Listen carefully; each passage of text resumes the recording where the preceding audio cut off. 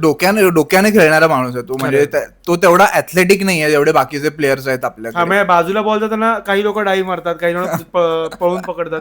Ashwin is the one जो सोडतो ball.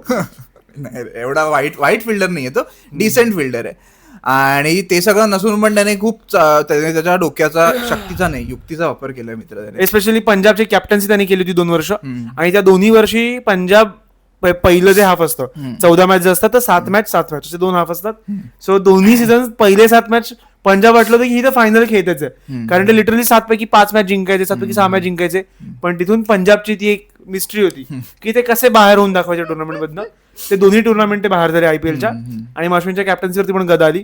पण त्याने त्या काळात कॅप्टन्सी पण खूप भारी केली होती जेवढं मला लक्षात आहे.